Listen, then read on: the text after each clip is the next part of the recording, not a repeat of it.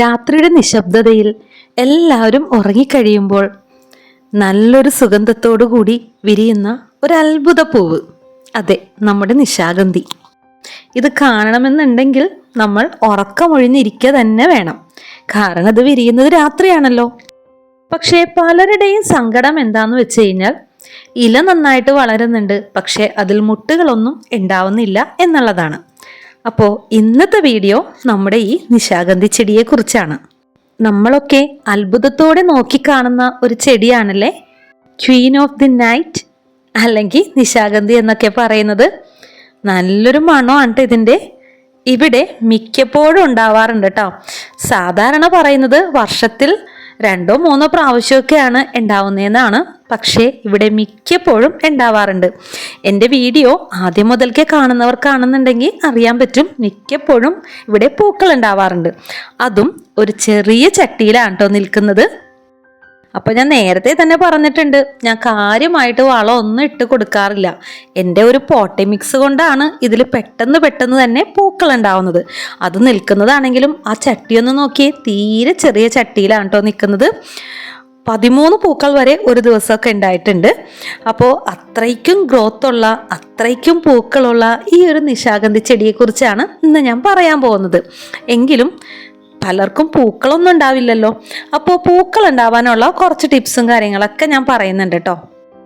അതുകൊണ്ട് തന്നെ വീഡിയോ എല്ലാവരും സ്കിപ്പ് ചെയ്യാണ്ട് കാണണേ.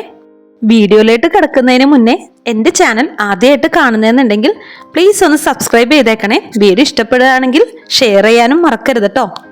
ഇത് അതിൽ നിന്നും ഒരു കൊമ്പ് ഞാൻ നട്ടു വെച്ചതാണ് കേട്ടോ. കൊമ്പ് എന്ന് പറഞ്ഞു കഴിഞ്ഞാൽ ഇല തന്നെയാണ് നമ്മൾ നട്ടു കൊടുക്കുന്നത്. ഇതാ നോക്കിയേ, പിടിച്ചു വന്നിട്ടുണ്ട് കേട്ടോ. കണ്ടോ, പുതിയ ഗ്രോത്ത് ഒക്കെ വരുന്ന കണ്ടോ. അപ്പം നല്ല രീതിക്ക് തന്നെ അത് പിടിച്ചു വന്നിട്ടുണ്ട്. ആദ്യം തന്നെ പറയട്ടെ, നിശാഗന്ധി എന്ന് പറയുന്നത് സാധാരണ ഒരു ചെടിയല്ല കേട്ടോ. ഇത് ഓർക്കിഡ്, കാക്ടസ് കാറ്റഗറിയിൽ വരുന്ന ഒരു ചെടിയാണ്. അതുകൊണ്ട് തന്നെ ഇതിന് അധികം വെള്ളത്തിന്റെ ആവശ്യമില്ല കേട്ടോ. വെള്ളം കെട്ടി നിന്ന് കഴിഞ്ഞു കഴിഞ്ഞാൽ ഇതിന്റെ വേര് ചീത്തയായി പോവട്ടോ. അപ്പോൾ ആദ്യം തന്നെ നമ്മൾ ശ്രദ്ധിക്കേണ്ടത് ഇതിന് നമ്മൾ കൊടുക്കുന്ന പോട്ടി മിക്സ് ആണ്. എൻ്റെ വീഡിയോ കാണുമ്പോൾ തന്നെ അറിയാലോ, അതിലെല്ലാത്തിലും ചേർത്ത് കൊടുക്കുന്ന ഒരു വളമാണ് നമ്മളുടെ ബയോബിനിലെ ജൈവവളം. ബയോബിനിലെ വളവും അതിൻ്റെ ഒപ്പം തന്നെ എല്ലുപൊടിയും കുറച്ച് വേപ്പിൻ പിണ്ണാക്കും അതിൽ കൂടുതൽ മണ്ണും ഒക്കെ ചേർത്താണ് ഞാൻ എൻ്റെ പോട്ടി മിക്സ് തയ്യാറാക്കുന്നത്. അതേപോലെ തന്നെ ഈ ഒരു ചെടിക്കും അങ്ങനെ തന്നെയാണ് തയ്യാറാക്കിയിരിക്കുന്നത്. അത് കഴിഞ്ഞതിന് ശേഷം ഞാൻ ഇതിന് വളമൊന്നും അങ്ങനെ ചേർത്ത് കൊടുത്തിട്ടില്ല. നമ്മളിടുന്ന പോട്ടി മിക്സ് നല്ലതാണെങ്കിൽ തന്നെ ചെടിക്ക് നല്ല രീതിക്ക് തന്നെ ഗ്രോത്ത് ഉണ്ടാവും.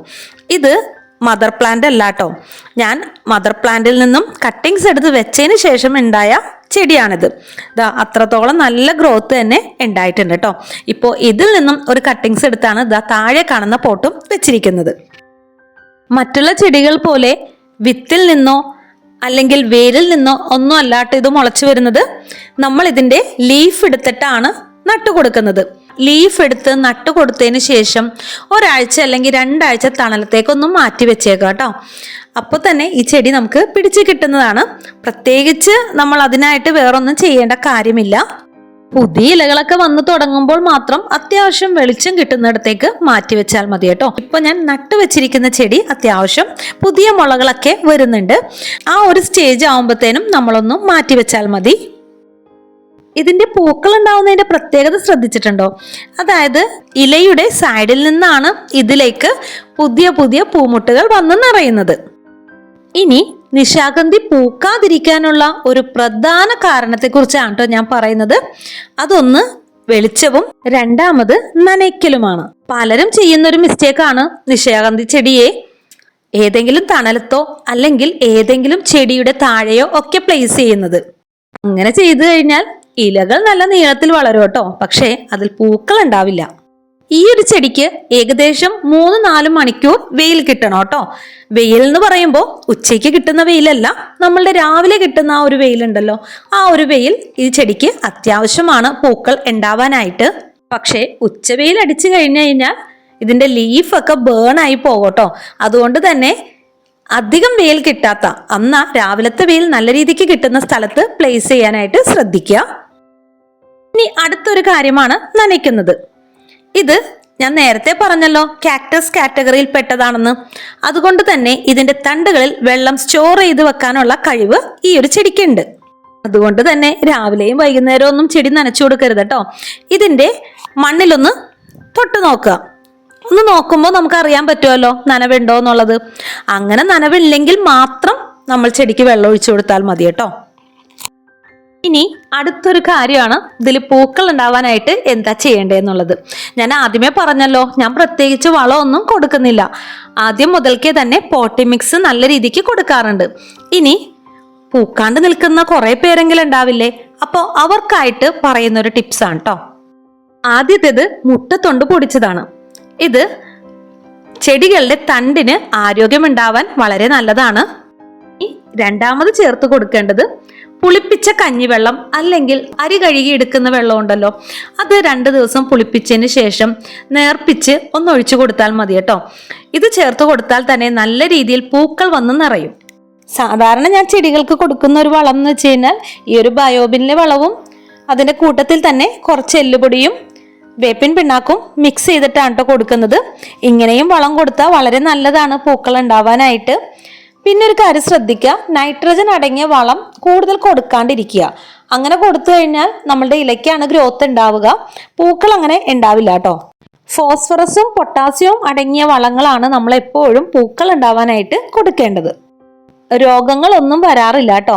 പിന്നെ സൈഡിലൊക്കെ ഇതേപോലെ പുള്ളിക്കുത്തോ അങ്ങനെ എന്തെങ്കിലും കണ്ടു കഴിഞ്ഞു കഴിഞ്ഞാൽ അതപ്പോൾ തന്നെ അതിൻ്റെ ആ ഒരു ലീഫ് ഒന്ന് കട്ട് ചെയ്ത് കളഞ്ഞേക്കുക. അതേപോലെ തന്നെ ഉണങ്ങിയ ഇലകളും നന്നായിട്ട് തന്നെ കട്ട് ചെയ്ത് കളയുക. പ്രൂണിങ് ആവശ്യമായിട്ടുള്ളൊരു ചെടിയാണ് കേട്ടോ നിശാഗന്ധി. നിശാഗന്ധി ചെടികൾ പിടിച്ചു കിട്ടാൻ വളരെ എളുപ്പമാണ്, പക്ഷെ അതിൽ പൂവുണ്ടാക്കി എടുക്കാനാണ് ബുദ്ധിമുട്ട്. അപ്പോൾ നമ്മൾ നടുമ്പോൾ തന്നെ നല്ലൊരു പോട്ടി മിക്സ് ഒക്കെയാണ് കൊടുക്കുന്നതെന്നുണ്ടെങ്കിൽ ഇതേപോലെ നല്ല രീതിക്ക് തന്നെ പൂക്കൾ ഉണ്ടാവും കേട്ടോ. ഞാനൊരു വട്ടം മാത്രമേ അതേപോലെ വളങ്ങളൊക്കെ ചേർത്ത് ഈ ഒരു ചെടി നട്ടിട്ടുണ്ടായിരുന്നുള്ളൂ. അതിനുശേഷം കാര്യമായിട്ട് ഞാൻ വളങ്ങളൊന്നും കൊടുത്തിട്ടില്ല എന്ന് ഓൾറെഡി ഞാൻ പറഞ്ഞല്ലോ. ഇതാ നോക്കിയേ, ഇതാണ് മദർ പ്ലാന്റ് കേട്ടോ. ഇതിൽ നിന്നും കട്ടിങ്സ് എടുത്താണ് ഞാൻ മേളിൽ വെച്ചിരിക്കുന്നത്. ഇവിടെ 4 മുട്ടുകളോളം ഉണ്ടായിട്ടുണ്ട് കേട്ടോ. നല്ലൊരു മണമുണ്ട് ഇത് വിരിഞ്ഞു വരുമ്പോൾ. അതേപോലെ തന്നെ ഒരുപാട് പ്രാണികളൊക്കെ ഇതിൻ്റെ ഉള്ളിൽ കാണാൻ പറ്റോട്ടെ. ഈ ഒരു സ്മെല്ല് അട്രാക്ട് ചെയ്ത് വരുന്നതാണ് കേട്ടോ. ഭംഗിന്ന് വെച്ച് കഴിഞ്ഞാൽ പറഞ്ഞറിയിക്കാൻ പറ്റാത്തതാണ് കേട്ടോ. അത്രയ്ക്കും ഭംഗിയാണ് ഈ ഒരു ഫ്ലവർ വിരിഞ്ഞു വരുമ്പോൾ കാണാൻ. ഏകദേശം ഒരു 6:30 കഴിയുമ്പോഴത്തേനും വിരിഞ്ഞു വരും കേട്ടോ. ഒരു 12 മണിയാകുമ്പോൾ ഫുള്ളി ബ്ലൂംഡ് ആയിട്ടുണ്ടാകും. അത് കഴിഞ്ഞതിന് ശേഷം ഇത് കൊഴിഞ്ഞു വരികയാണ് ചെയ്യാറ്. പൂ വിരിയുന്നതിൻ്റെ തലേ ദിവസവും അതേപോലെ തന്നെ പൂ വിരിഞ്ഞതിന് ശേഷവും കണ്ടാൽ നമുക്ക് പെട്ടെന്ന് തിരിച്ചറിയാൻ പറ്റില്ല കേട്ടോ. മുട്ടായിട്ട് നിൽക്കുകയാണോ വിരിയാനായിട്ട് നിൽക്കുകയാണോ എന്നൊരു സംശയം തോന്നും. എങ്കിലും നമ്മൾ ആ പൂവിലൊന്ന് തൊട്ട് നോക്കുമ്പോൾ നമുക്ക് അറിയാൻ പറ്റും കേട്ടോ. ഭയങ്കര സോഫ്റ്റ് ആയിട്ട് ആകെ തളർന്നൊടിഞ്ഞിരിക്കുന്ന പോലെയാണ് വിരിഞ്ഞതിന് ശേഷം ഇത് കാണാൻ പറ്റുക. ഇവിടെ പൂക്കൾ ഉണ്ടാവുമായിരുന്നു. അതിൻ്റെ ഫോട്ടോസ് കിടക്കുന്നുണ്ടെങ്കിൽ ഞാൻ ഇതിൽ ഷെയർ ചെയ്തേക്കാം കേട്ടോ. അതേപോലെ തന്നെ ദാ ഈ ഒരു ചെടി കണ്ടോ, ഇത് മുന്നേ ഞാൻ വീഡിയോയിൽ കാണിച്ചിട്ടുണ്ടായിരുന്നേ ഒരു പിങ്ക് ഫ്ലവർ ഉണ്ടാവുന്നത്. ഇതാ 2ാമതും മുട്ടുണ്ടായിട്ടുണ്ട് കേട്ടോ. ഇതൊക്കെ കാണുമ്പോൾ ഭയങ്കര സന്തോഷമാണേ. അതേപോലെ ഇതാ നോക്കിയേ, അടുത്തൊരു സെറ്റും കൂടി വരുന്നുണ്ട് കേട്ടോ. ഇത് വിരിഞ്ഞതിന് ശേഷം ഞാൻ കാണിച്ചു തരാം കേട്ടോ. ഇതേപോലെ ഒരു സപ്പോർട്ടൊക്കെ കൊടുത്തിട്ടാണ് ഞാൻ ചെടി നിർത്തിയിരിക്കുന്നത്. നമ്മുടെ നിശാഗന്ധി പൂവും ഇങ്ങനെയൊക്കെ തന്നെയാണ് കേട്ടോ. ഈ ഒരു സപ്പോർട്ടോട് കൂടി തന്നെയാണ് നിൽക്കുന്നത്. അല്ലാന്നുണ്ടെങ്കിൽ അത് നിലത്തേക്ക് വീണ് കിടക്കും കേട്ടോ. മതിൽ നമ്മൾ നിലത്ത് നട്ടാലും ചെടിച്ചട്ടിയിൽ നട്ടാലും ഈ ഒരു ചെടിക്ക് സപ്പോർട്ട് ആവശ്യമാണ്. കാരണം നല്ല രീതിക്ക് ഹൈറ്റ് വെച്ചിട്ടാണ് ഈ ഒരു ചെടി വളർന്നു വരുന്നത്. അതുകൊണ്ട് തന്നെ എന്തെങ്കിലും ഒരു സപ്പോർട്ട് ഈ ഒരു ചെടിക്ക് നമ്മൾ കൊടുക്കണം കേട്ടോ. ഇതേപോലെ മതിലിൻ്റെ സൈഡിലോ അല്ലെങ്കിൽ ഒരു കയറ് കെട്ടിയിടുകയോ എന്തെങ്കിലും ഒരു സപ്പോർട്ട് ഈ ഒരു ചെടിക്ക് വേണം. അല്ലാന്നുണ്ടെങ്കിൽ ചെടിച്ചട്ടിയിലൊന്നും ഇത് നിൽക്കില്ല കേട്ടോ. നിലത്ത് നടുകയാണെങ്കിൽ നല്ല രീതിക്ക് തന്നെ ഉണ്ടാവും. പക്ഷെ എനിക്ക് ചെടിച്ചട്ടിയിൽ നിന്നിട്ടും നല്ല രീതിയിൽ തന്നെ പൂക്കൾ ഉണ്ടാവുന്നുണ്ട്. അപ്പോൾ ഇത്ര തന്നെയുള്ളൂ ഇന്നത്തെ വീഡിയോ. ഇഷ്ടമായെന്ന് ഇരിക്കുന്നു. ഇഷ്ടപ്പെട്ടാൽ തീർച്ചയായിട്ടും ഒന്ന് സപ്പോർട്ട് ചെയ്തേക്കണേ. മറ്റൊരു പുതിയ വീഡിയോ ആയിട്ട് വരുന്നവരെ താങ്ക് യു ഫോർ വാച്ചിങ്.